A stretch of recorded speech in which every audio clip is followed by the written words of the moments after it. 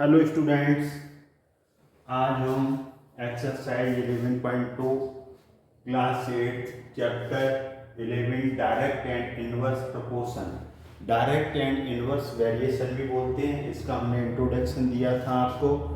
और direct variation में क्या होता है कि एक क्वांटिटी बढ़ाएंगे तो दूसरी क्वांटिटी भी बढ़ेगी। इनवर्स में एक बढ़ेगी तो दूसरी कम होगी। जैसे एग्जाम्पल के लिए, जैसे आपके पास 4 पेन्स हैं। 4 पेन्स की कीमत है 100 रुपीज़, तो 2 पेन्स की कितनी आ जाएगी? कम हो जाएगी, 50 हो जाएगी। तो एक क्वांटिटी कम होगी तो दूसरी भी कम होगी। अब दूसरा इनवर्स के लिए, जैसे कि आपके किचन के अंदर जो है राशन है 5 पर्सन के लिए 30 डेज के लिए, अब 5 पर्सन और ऐड हो गए, 10 हो गए, तो वो राशन जल्दी फिनिश हो जाएगा।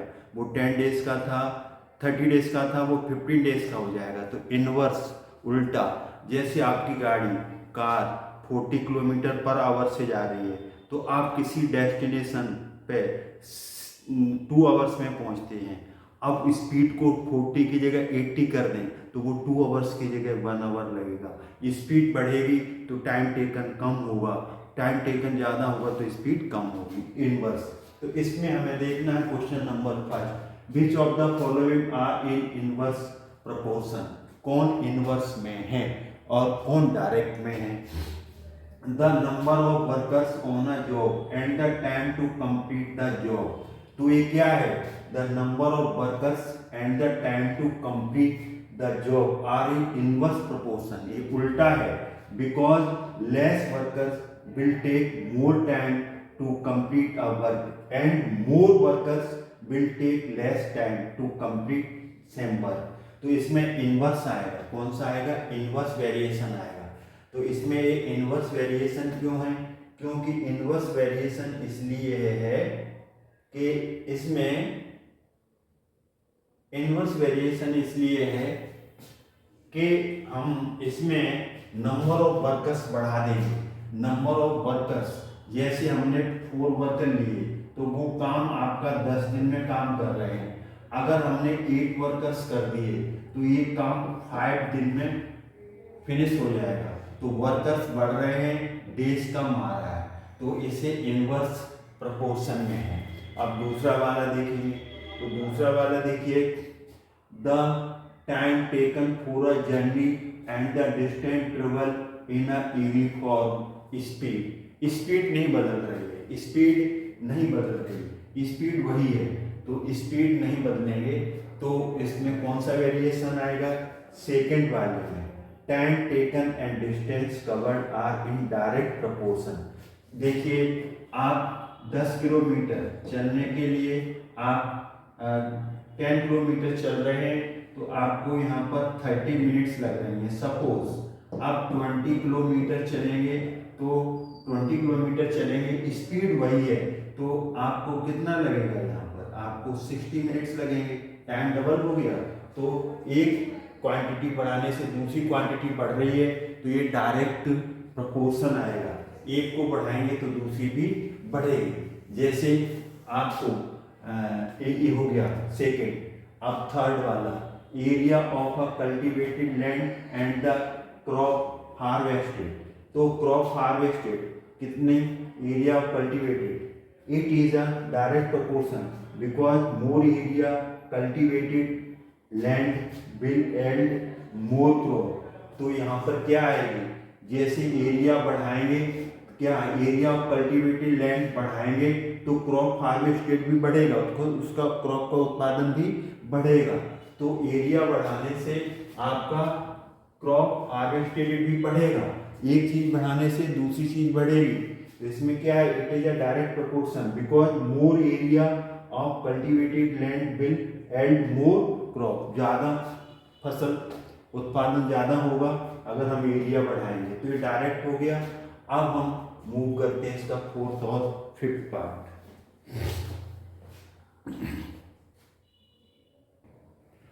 क्वेश्चन नंबर 1 का 4th पार्ट है। आप देखिए 4th पार्ट क्या है यहाँ पर। The time taken for fix journey and the speed of the vehicle. अब स्पीड अगर हम बढ़ाते हैं, स्पीड बढ़ेगी तो टाइम कम लगेगा, ये इनवर्स है। Time and speed are in the inverse proportion because if time is less speed is more, speed is more time is less, time is more speed is less. ये हो जाएगा। जैसे आपकी गाड़ी लग रही है, आपकी गाड़ी 40 किलोमीटर पर आवर से जा रही है, तो किसी डेस्टिनेशन पर यहाँ से बॉम्बे पहुंचने में आपको है ना 10 आवर्स लगते हैं। कितना लगता है? 10 आवर्स। अगर स्पीड कर दी 80 किलोमीटर, अब टाइम कितना लगेगा? 5 आवर्स लगेगा। तो ये स्पीड और टाइम में क्या है? इनवर्स का रेशो है, इनवर्स। स्पीड बढ़ेगी, टाइम कम लगेगा, और टाइम ज्यादा लगेगा तो स्पीड इसका मतलब कम होगी। अब है आपका the population of country and the area land पर पर्सन। अब जैसे क्या है, it is an inverse proportion. If the population country की बढ़ेगी तो पर पर्सन एरिया कम होता चला जाएगा। जैसे मान के चलो एरिया अभी 100 है और पर्सन आपके 2 हैं, तो पर पर्सन कितना मिलेगा? Area 50 square unit. अब ये 100, अभी यहाँ पर पॉपुलेशन जैसे 2 की जगह 4 पर्सन कर दो, तो अभी कितना एरिया मिलेगा? 25 स्क्वायर पर यूनिट। तो इस तरीके से पॉपुलेशन बढ़ेगी तो एरिया पर पर्सन, लैंड पर पर्सन कम होती चली जाएगी। इस तरीके से अगर पर्सन कम होंगे तो एरिया बढ़ेगा। तो ये इनवर्स प्रोपोर्शन है, इनवर्स वेरिएशन है। अब हम मूव करेंगे क्वेश्चन नंबर 2 की तरफ।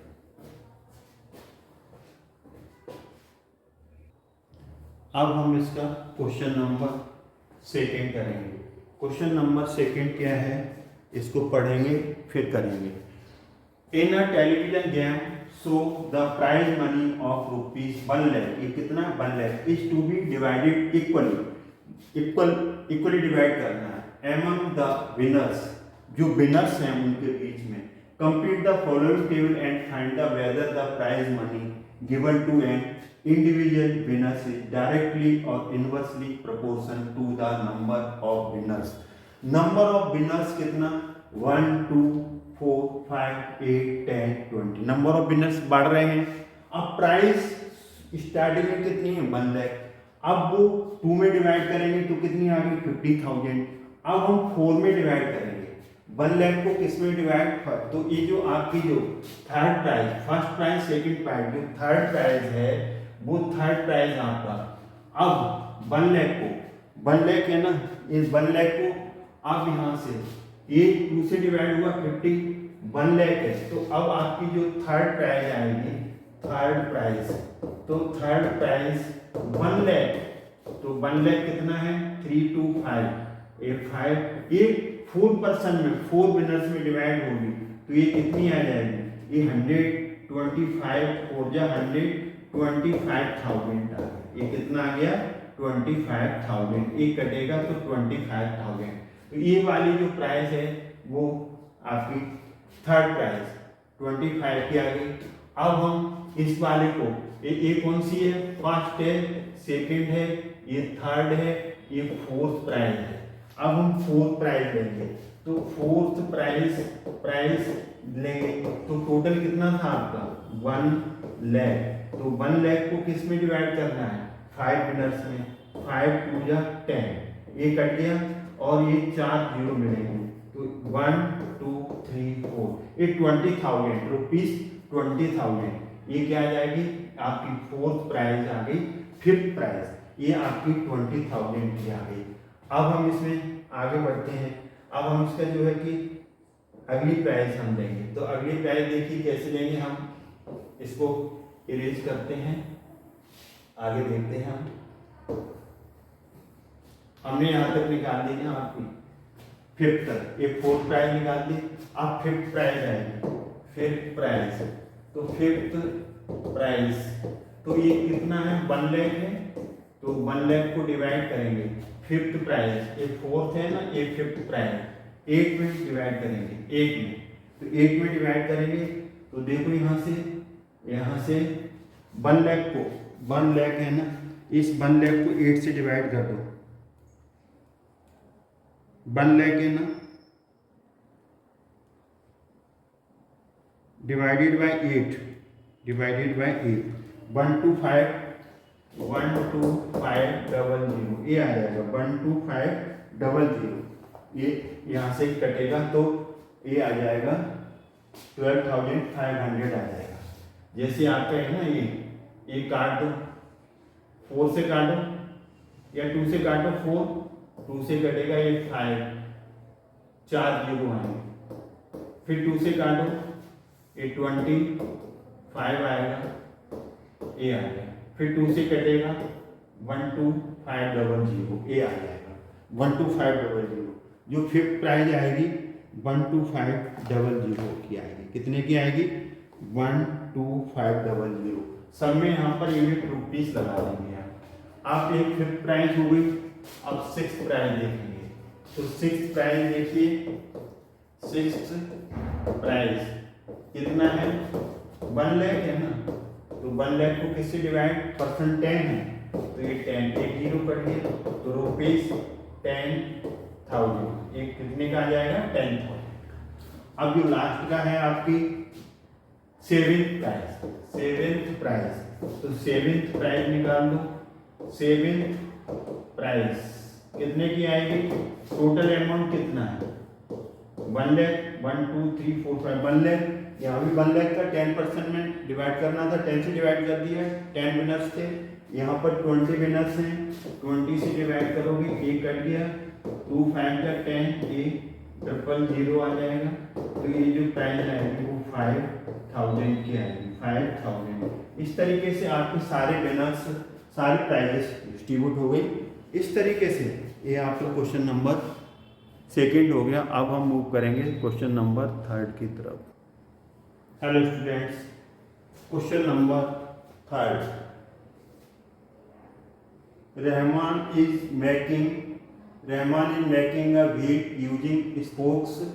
We want to fix equal spokes in such a way that the angles between any pair of consecutive spokes are equal. Help him by computing the following table. Total ये कितने का है?